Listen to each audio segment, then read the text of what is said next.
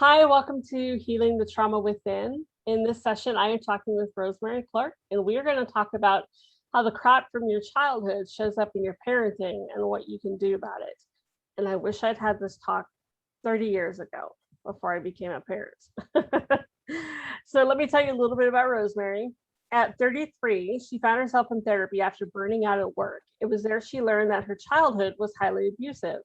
Her need to push herself so hard was rooted in trying to earn something that seemed out of reach her whole life, feeling her parents' love. Soon after, Rose became pregnant with her first child. Being a mom magnified her insecurities and started triggering unshed tears and unexpressed anger. She knew she had two choices. She could fall into the abyss of repeating what her parents did or learn completely new ways of relating.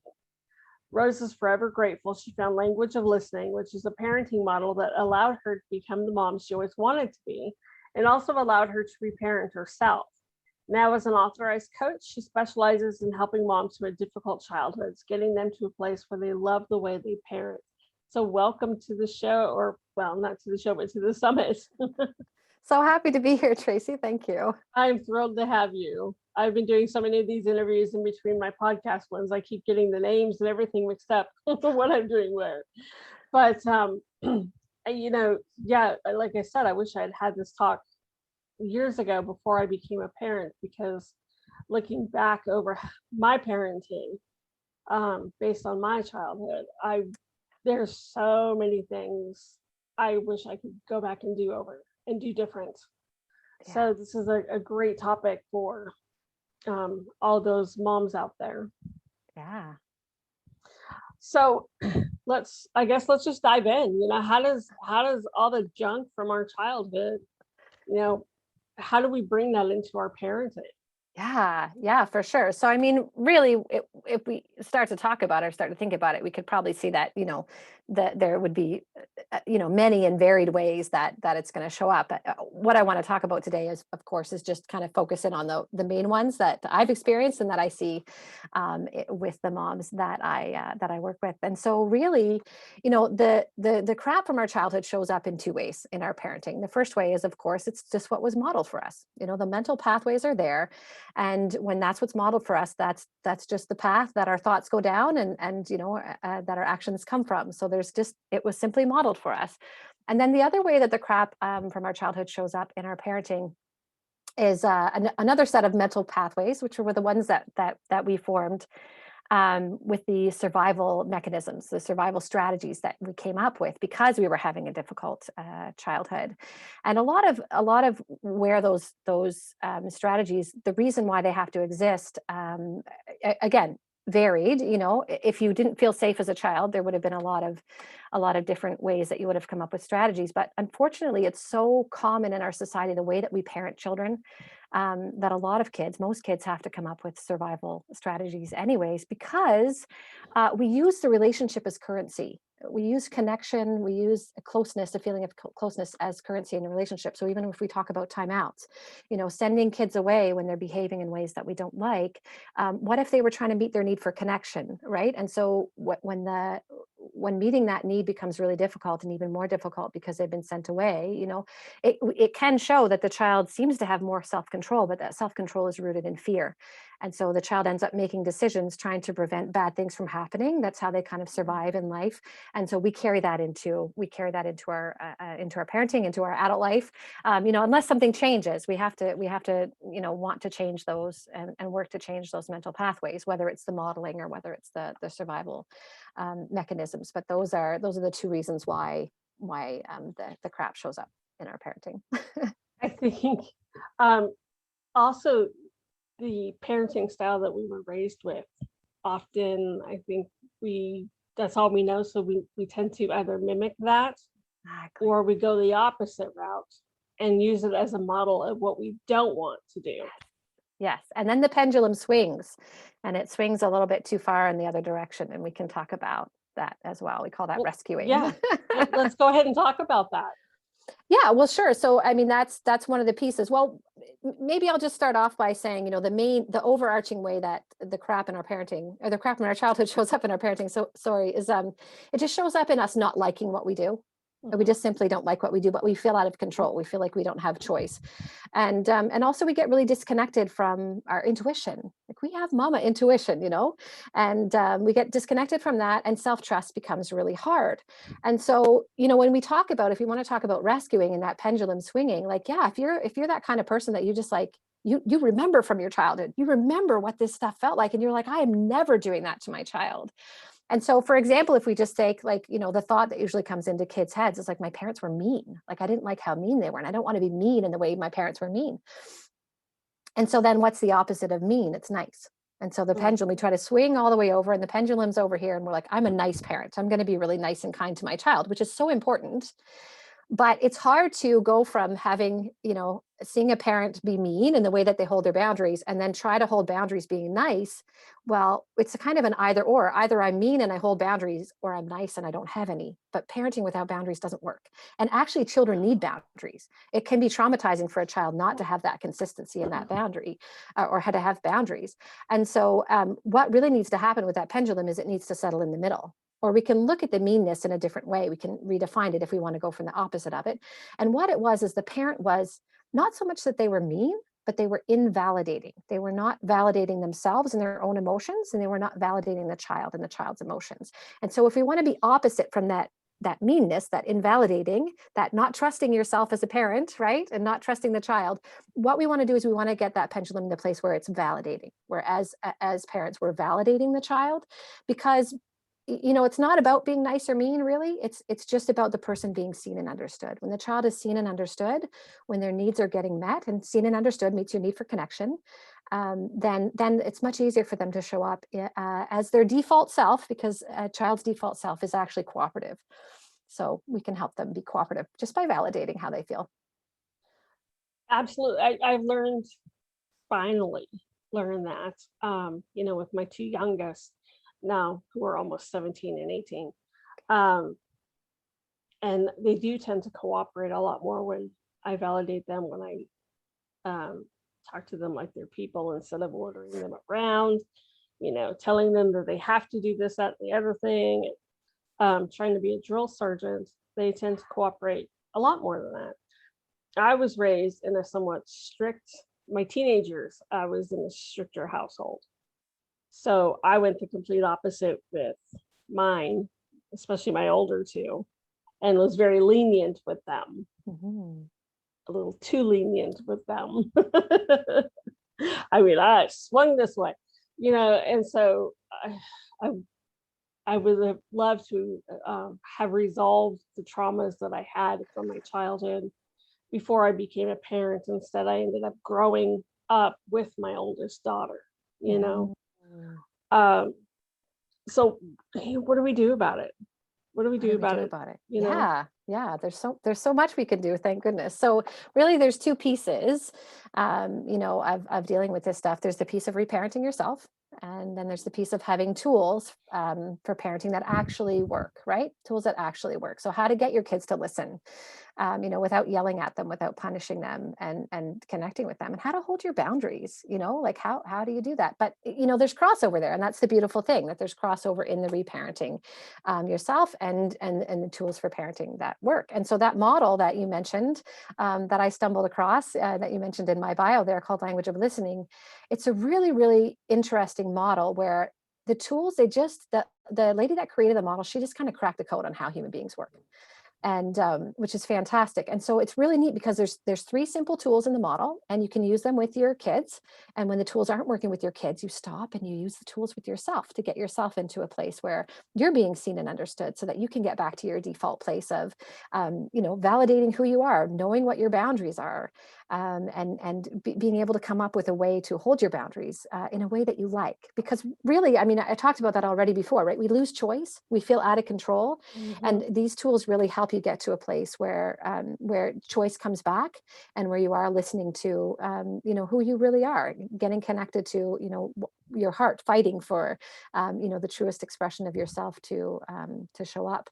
And so that's really what you want to do, is get back to that place of choice. So let's talk very specific here. Let's talk about, you're yelling at your kids and you want to be able to stop doing that, because that's one of the ways, right, that our childhood can show up. If we were somebody that spent a lot of time in fight or flight in our childhood, man, the fight or flight's going to come out again in our adult life, and especially in our parenting. And so here are some steps that you can take, and it doesn't matter what level you're at. It doesn't matter where you are. That's the other thing I love about this model. It just takes you right from where you are, and it acknowledges the value that's in you, and it acknowledges the value that's in the child. And so we would encourage you, if you feel like you're going to yell and you feel like you can stop, to get away and use the tools with yourself. And maybe I can talk about the 3 tools after, but you get away and use the tools with yourself if you can. If you can't get away, because we can't always get away, right? Sometimes this anger that's coming up in us is like this rushing train, and you just can't stop a rushing train. It's not a thing that's stopped easily, right? If you can't get away, what you can do is you can use that energy that's rushing up in your system, right? It's really the fight part of fight or flight. That energy is rushing up, and just use it, but exaggerate how you're feeling. Turn it into a funny thing, a game with your kids, and you can start stomping your feet and waving your arms and go, oh no, angry mommy's coming, angry mommy's going to show up. And I started doing this with my kids. I learned it from Language of Listening, and I started doing it with my kids, and they start giggling, right? So my anger's coming. I can't stop it. It's taking me right from where I am. I can't stop it. So I exaggerate it. Physical things, stomping the feet, waving the arms. I could still even raise my voice, but it's not damaging my kids.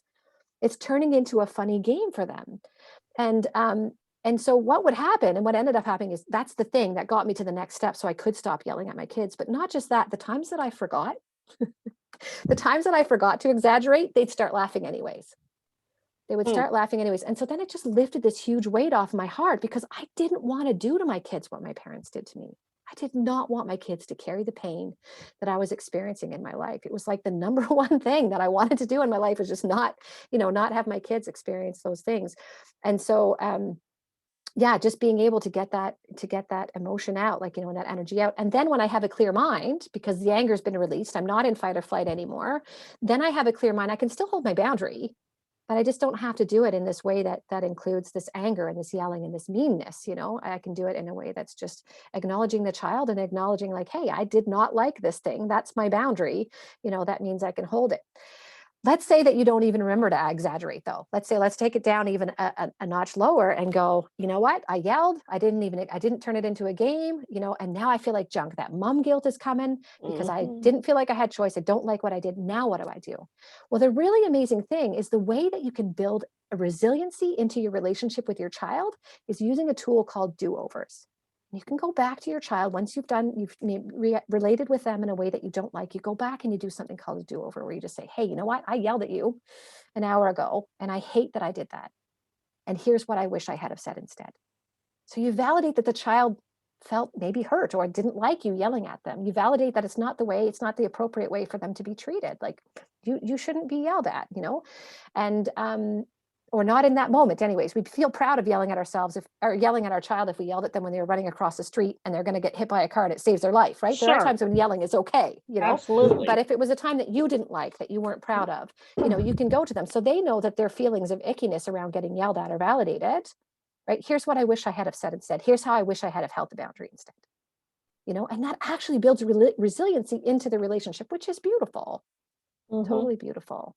Yeah. I've used that, and you feel so much better when you go back and you're like, I feel terrible that I yelled at you. I'm sorry I yelled at you. This is what I should have said. This is how I should have handled it. And your kids are like, it's okay, mommy. You're fine. They always allow do-overs, don't they? Yes, they always do. Absolutely do. I don't think I could ever think of an example where they were like, well, that's just too bad you yelled at me. No, they were always like, that's okay. You're fine. Connection. Yeah. Yeah. So shall we talk about what the 3 tools are that we can use? Yes, please. Absolutely. Yeah. Awesome. So the first tool is simply called Say What You See, where you reflect back to the child what you see them doing, saying, thinking, or feeling, right? So that you can understand them. It's great when they feel understood because you use this tool, but really the point is to get you understanding, where you can go like, of course he hit his brother. You still don't like that he hit his brother, but you can go, of course he did. Like, of course that's how he felt. Of course he did that. Walking around in their perspective, because as adults, we're either living in fear of the past or fear of the future, really, when we're looking at our kids, like we don't want this thing to happen, or we don't want them to turn out like this, or sorry, we don't want them to turn out like this. Like we might think like, oh, he hit his brother. That means he's going to abuse his wife. Like, whatever, right? The thoughts that our brain will go to, right? And then we're reacting out of the the fact that, we're seeing him as an adult who's hitting other adults, and that's a bigger problem than the fact that he hit his brother because he wants a car. There's lots of time to retrain his, his ways of meeting that need. And yeah, so using Say What You See gets us right in the present moment. It gets us inside the child's mind and gets the child seen and understood. And then again, when we're seeing behavior that we don't like, because this is typically what parents want to talk about, we see behavior we don't like, we move on to the can-dos tool. Oh, and with the Say What You See tool, I should talk about the premise that goes with that, which is everything children do and say is communication, and they must continue to communicate until they are heard. So we kind of get curious about their behavior, like, okay, there's a deeper communication going on here, and the communication is they're having a hard time meeting a need. If it's behavior that we don't like, they're having a hard time meeting a need within our boundaries. And so the next tool does talk about needs. So the Say What You See helps us try to crack open what of the three needs are they trying to meet. The three needs are experience, connection, and power. So the next tool is the one that we use for holding our boundaries. It's called can-dos. And basically, the premise there says that all behaviors are driven by three healthy needs: experience, connection, and power. And what children are doing are already meeting needs. So that last part tells us that we don't have to help our kids meet their needs in a sense. They're always going to be meeting their own needs. It's just what humans do, is meet needs.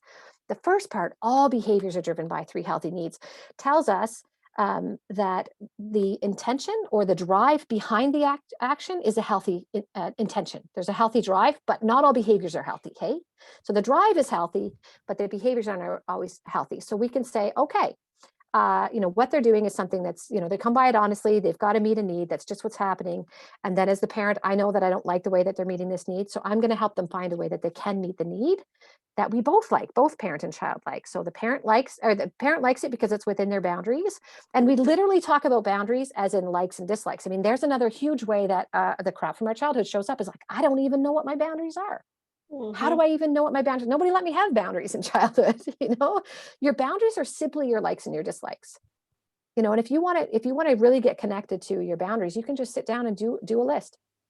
Write out all the things you can think of that you like and all the things that you can think of that you don't like, and start paying attention throughout the day. That's one of the ways that you can kind of reparent yourself and start to get a different wiring kind of in your mind for that. So because needs got to get met, the can-dos keep the child moving forward, not just like stop this behavior. It keeps them moving forward, and that really helps.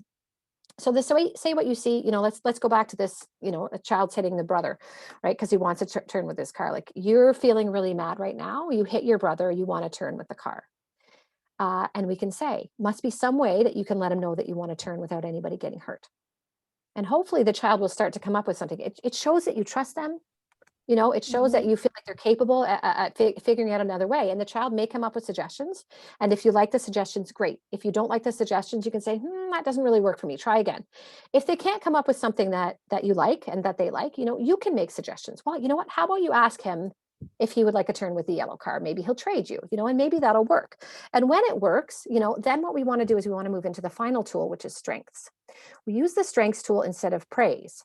Many of us, again, we had a difficult childhood. There's that rescuing showing up. There's that pendulum swinging, right? My parents never talked to me about the fact that they were proud of me. They never encouraged me. They didn't build up my self-esteem. And so we think, well, we need to tell our kids how proud we are of them, and we need to praise them, right? So let them know that we're happy with them. The problem with that is that the only strength that encourages in the child is people pleasing. They get really, really good at knowing what other people want. And what we want to do is get the child understanding that they are responsible, that they are a problem solver, that they are, good with money, or they're a good brother or whatever, because of the things that they do, not because of somebody else's opinion, but they can just know that within themselves, this strength exists, And so we use the strengths tool. So we go back to Say What You See. You traded the yellow car for the red car with your brother. That shows how to get what you want without anybody getting hurt. That's the strength. That shows how to share. That shows how to get along. Whatever strength comes to your mind, whatever strength you'd like to kind of build in them.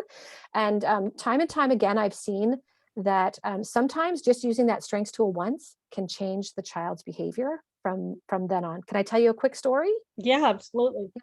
So I have boundaries around Sharpie markers in my house, and I know what my boundary is that I don't like I don't like Sharpie markers on my wall or on my furniture. So there's my boundary. And so then I have rules around that boundary, right? At the time I had toddlers. My kids are 7 and 9 now, but at the time I had toddlers.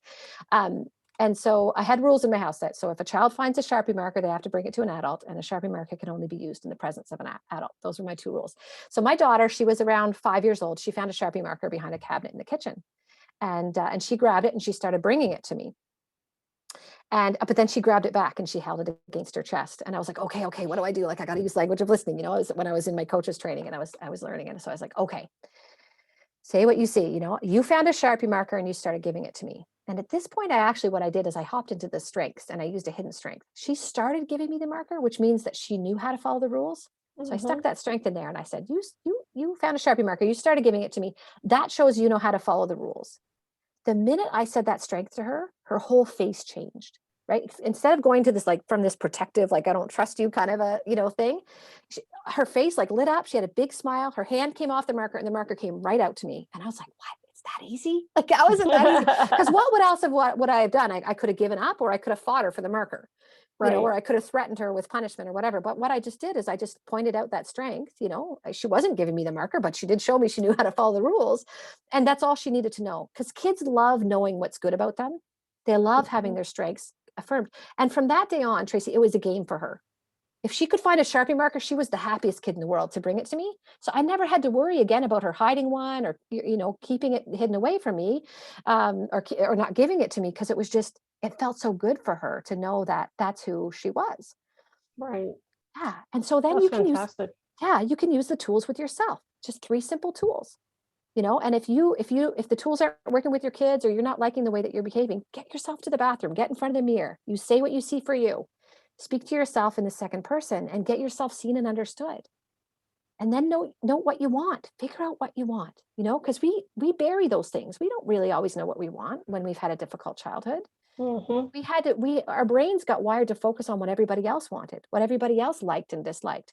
Right? That kept us safe. That was part of that survival mechanism that we have wired in there. And so when we can start naming, how we feel, until, and what our complaints are, until we're literally nodding our head, till it becomes physical. You might cry even because you're finally hearing yourself and seeing yourself. And then you move into what you want. And then you see what strengths your wants show.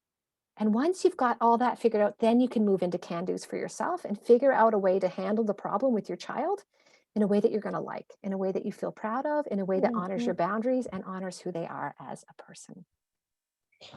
Wow. Oh, can I turn the clock back, please, and go back and reparent my children? And you can still use the tools now, though. I mean, they are transformative. I mean, granted, they're pretty well grown up at this point, but it would have been nice to feel that support, though, when your kids were younger. Hey? Yeah, absolutely. Instead of being the yeller and the screamer and the putting them in timeout, all of that. Yep. Well, this has been fantastic. Thank you so much for coming on and sharing these tools and talking to us about how we can be better parents. Because I think we all want that. We all want what's best for our kids. Yes, of course. Yeah. And it starts with us. Sure does. So thank you so much. Listeners, thank you for joining us, and we will talk to you in one of the next sessions.